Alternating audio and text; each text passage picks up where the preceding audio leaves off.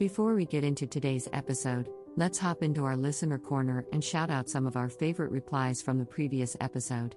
The question asked was, what did you think about level 258 and its downright awful aspects? And you all gave some pretty cool replies. The first reply comes from UDU, which says, I have a phobia of mold, so personally I feel like I would die from a heart attack quicker than anything else. Thanks for the reply, UDU, we're with you on that front. The next reply comes from Mystic Gummy saying, I can imagine this being used as a torture chamber by some of the factions. Thank you for the reply, Mystic Gummy. We can see this being used by some of the more questionable factions as well. One way to take care of loose ends.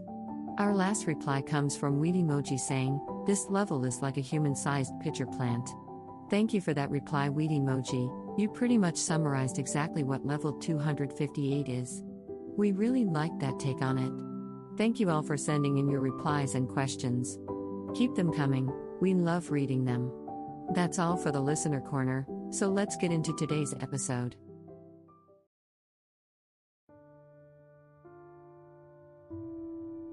Hello everyone, and welcome back to the Traveler's Guide to the Backrooms, where we try to go over and explain the lore of the many levels and entities within. My name is Sharp A3, an MEG AI processing system, and today, be going over quite an interesting level. So, I hope you're ready to do a little shopping, because today, will be no clipping into level 33. Basic descriptions. Level 33, also known as the Infinite Mall, is the 34th level within the Backrooms and has a survival difficulty class of 2. That being unsafe, secured, and supports a low to medium entity population.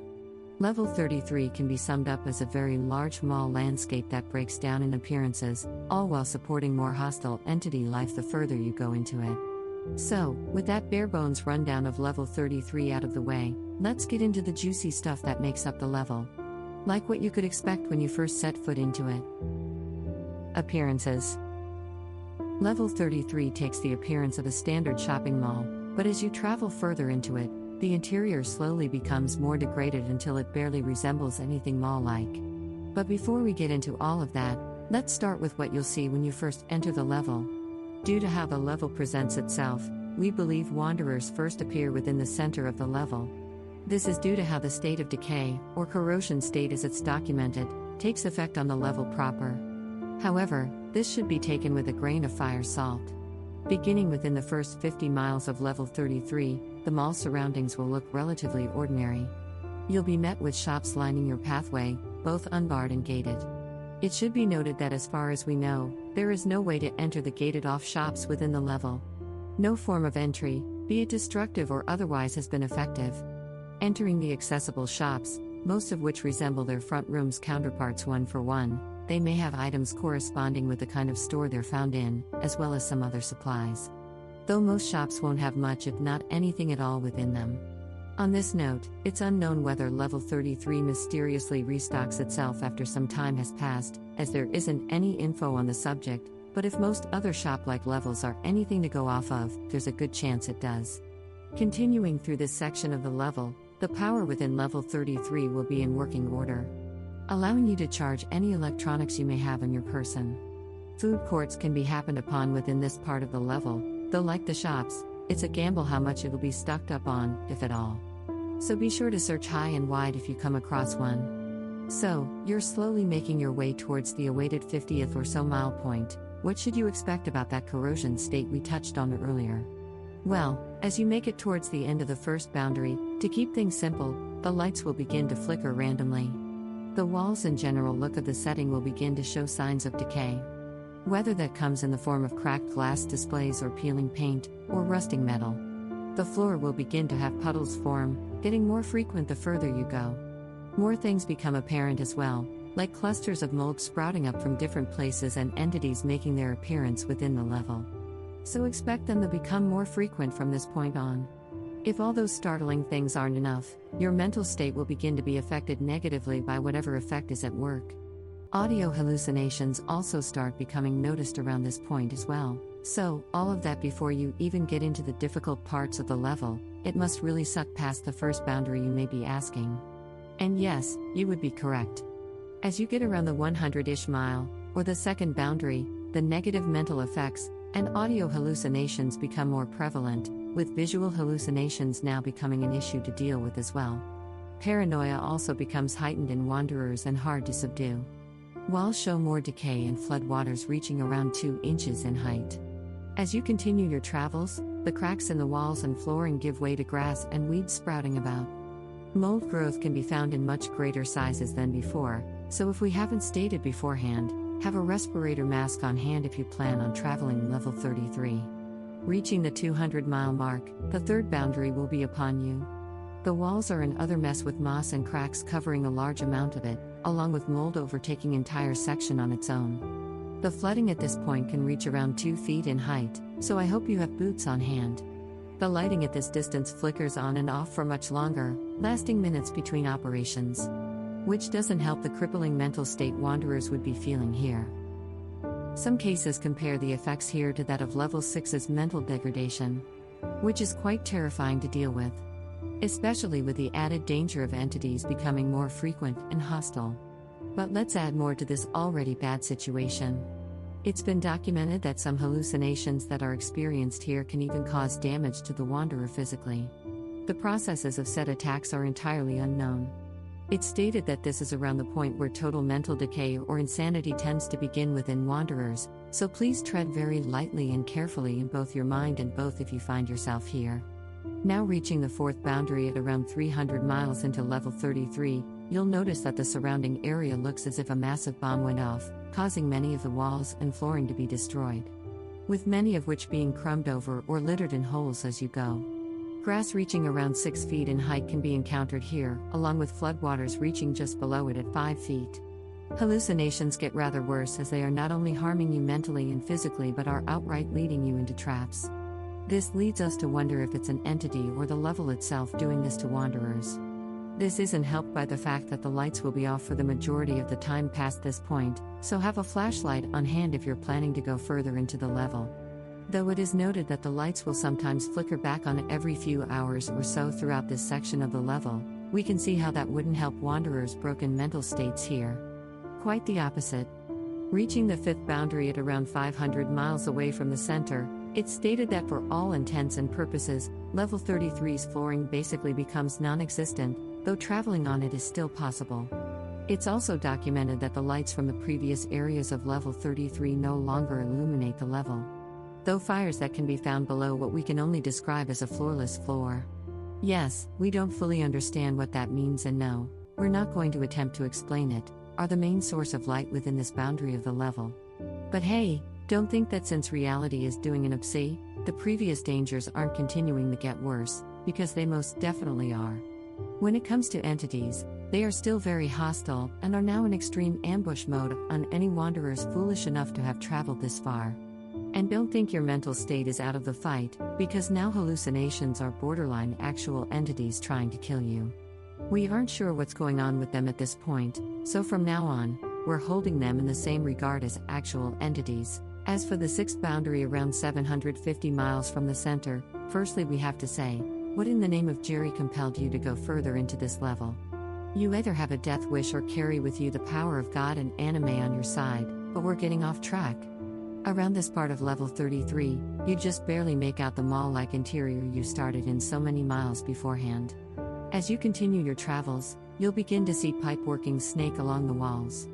There isn't any documentation on what could be in these pipes, or where they lead to within the level, with any investigations into the matter being far too difficult to undergo, due to how hard it is to even get to this part of level 33. Molding and ivy can be found growing along the walls as well.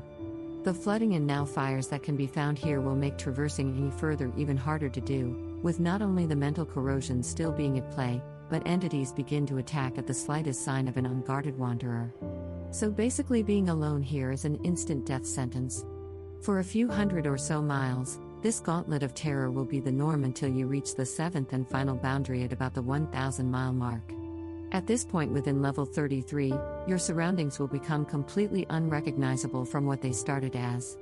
Walls are described as voids of darkness, yet still able to support piping every so often on its non-existent surface, The wild grasses found here are noted to get around 23 or so feet in height, making it even harder than before to traverse the level, as well as rising the chances of a fatal entity ambush. Combining that with the flooding and fires, it's a miracle we even have any testimonies on this area of level 33 to begin with. It's unknown what's found beyond this here, as no one has made it past the 7th boundary, but there are talks of expeditions being planned for the future to map out even further into level 33. Something we here don't have the best of hopes for. Scavenge and supplies.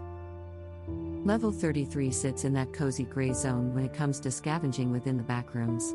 There's a chance to find food or items of value within some of the shops and food courts, though we believe this chance worsens the further out within level 33 you go.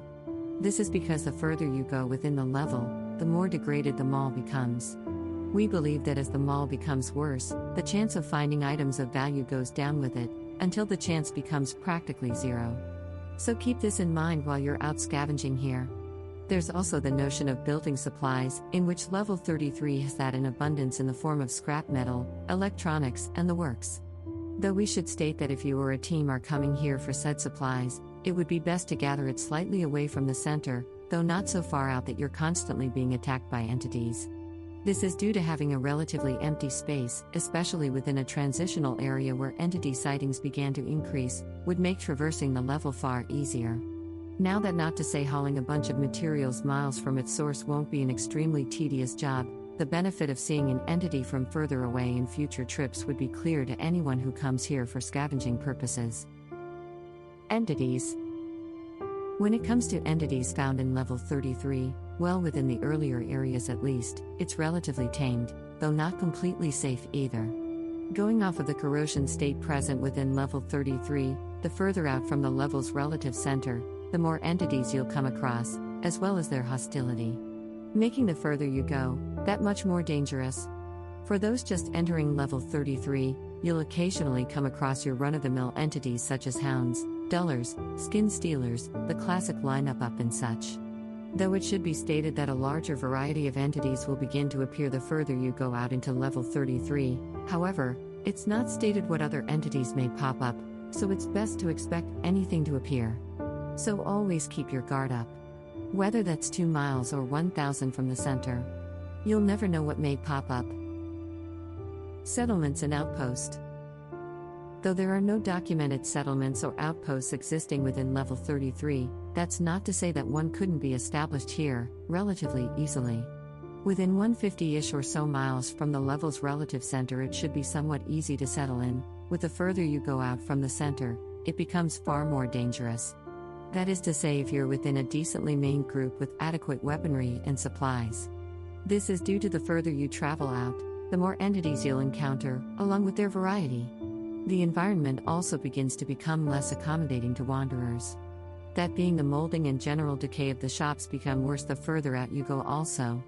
So overall, staying within a 150-mile radius, preferably close to the center would be your best bet if you're looking for a place to hold up. With the occasional run-in with an entity and somewhat valuables to be found in this area, we can say a minor base or settlement could easily sprout up here. Ins and outs. In order to enter level 33, there are 2 documented ways you can choose to do it. The first is to enter a shopping center or mall adjacent building within level 11. Doing this, or going up the stairs within level 22 both have a chance to bring you to level 33. Now getting to how to leave level 33, they are not too different from how you would enter for the most part. Basically, if you've entered level 33 via levels 11 or 22, reversing your steps, whether that's by exiting the door you've entered from level 11, or going back down the stairs from level 22 should bring you back to those levels. There is another way to exit level 33 though, and that's by entering an office-like area. Doing this has a chance of bringing you to level 45. Closing words. So, that was level 33, also referred to as the Infinite Mall. What did you all think about level 33? We would love to hear what you all think. As always, if you have any questions, suggestions, or just want to say hi, feel free to join our Discord server or email us. Both will be in the show notes. That's going to be all for today's episode, so thanks for listening and we hope to see you all again soon. Until next time, have a wonderful day, and be safe out there.